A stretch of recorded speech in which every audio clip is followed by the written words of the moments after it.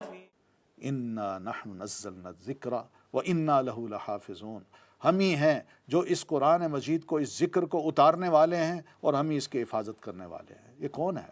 العزیز، اللہ تعالیٰ کی ذات جو بڑی غلبے والی ہے۔ ہم انسان ہیں، غلط کام ہوتے ہیں، پریشان ہوتے ہیں، مصیبتیں آتی ہیں، کہیں امن کہیں سلامتی محسوس نہیں ہوتی۔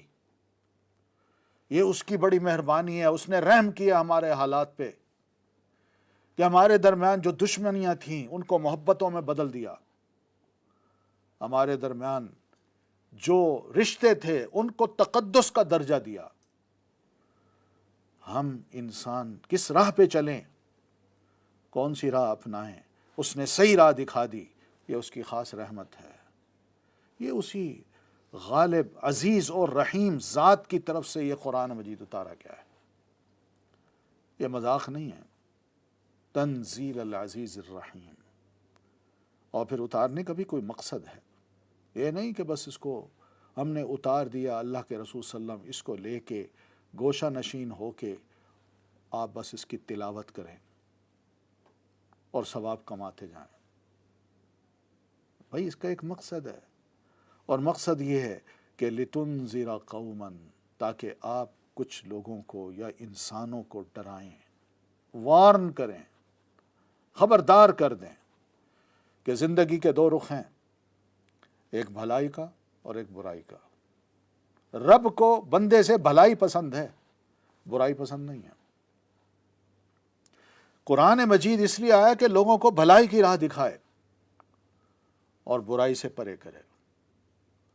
اب اس قرآن مجید کی جو بات تسلیم کر لے گا ٹھیک ہے، جو نہیں کرتا یہ قرآن مجید اس کو وارن کرتا ہے، آگاہ کرتا ہے، خبردار کرتا ہے کہ لِتُنذِرَ قَوْمًا۔ یہ ہے مقصد قرآن مجید کو اتارنے کا، کہ ہم نے اس قرآن مجید کے ذریعے سے اپنے آپ کو آگاہ کرنا ہے، خبردار کرنا ہے کہ اچھا کیا ہے، برا کیا ہے، صحیح کیا ہے، غلط کیا ہے، رب کو کیا پسند ہے اور کیا ناپسند ہے، ہمیں اچھا انجام چاہیے، برا انجام چاہیے۔ راستے ہمارے سامنے کھلے ہیں، عقل دے دی اللہ تعالیٰ نے، دل دے دیا ہے، راستے دونوں میرے سامنے ہیں۔ میں چاہوں تو اس کو اپنا لوں اور اپنا کے جنت میں چلا جاؤں، اس کی رضا حاصل کر لوں، چاہوں تو اپنی مرضی سے اس راہ کو اپنا لوں اور اس کی ناراضگی مول لے لوں اور اپنا انجام بھی برا سے برا بنا لوں۔ یہ میں ہوں۔ قرآن صرف وارن کرنے کے لیے آیا ہے، لِتُنذِرَ قَوْمًا مَا أُنذِرَ آبَاؤُهُمْ، کیونکہ ان کے پچھلے بزرگ ان کو ایسی وارننگ نہیں دی گئی تھی۔ یہ عرب حضرات جو تھے مکہ کے، ان کے بزرگوں میں کوئی رسول نبی نہیں آیا تھا۔ ابراہیم علیہ السلام اور ان کے بعد ان کے بیٹے اسماعیل علیہ السلام، بس انہی کی کچھ تعلیمات تھیں جو کچھ موجود تھیں اور اکثر و بیشتر ختم ہو چکی تھیں یا تبدیل ہو چکی تھیں، اور تبدیلی میں بھی ڈسٹارشن تھی، تحریف تھی۔ بات جناب ابراہیم علیہ السلام اور اسماعیل علیہ السلام کیا کرتے تھے، وہ اللہ سے جوڑتے تھے، مگر ان کا عقیدہ یہ بن گیا تھا، ایمان یہ بن گیا تھا کہ ابراہیم علیہ السلام بھی تیروں سے، پانسوں سے اپنی فال نکالتے تھے۔ تو یہ ان کی حالت تھی، بت بنا لیے، اور حرم پاک کے اندر 360 بت نصب کیے ہوئے۔ آنے والے آتے ہیں یہی عرب مختلف علاقوں کے، جہاں ان بتوں کے پجاری بنتے ہیں، وہاں ساتھ ساتھ ان بتوں کو اپنے گھروں اور اپنے علاقوں میں بھی لے جاتے ہیں اور وہاں بھی نصب کرتے ہیں، وہاں بھی ان کی عبادت کرتے ہیں۔ یہ ان کی حالت تھی۔ کون ہوتا جو ان کو وارن کرتا، ان کو ڈراتا اور ان کو سمجھاتا؟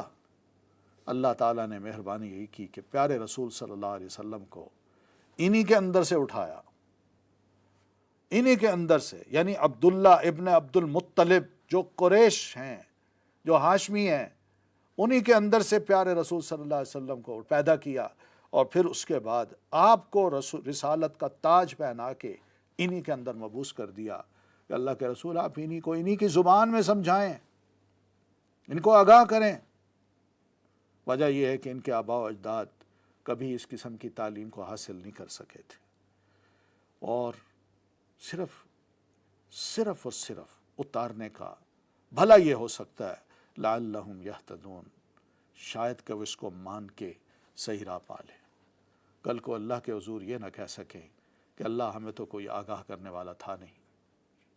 اب عذر ختم، اور ناظرین یہی عذر ہم بھی نہیں پیش کر سکتے، کیونکہ یہ قرآن آفاقی کتاب ہے، سب انسانوں کے لیے بھیجی گئی ہے، ہدی للناس ہے، سب انسانوں کے لیے ہدایت کی کتاب ہے۔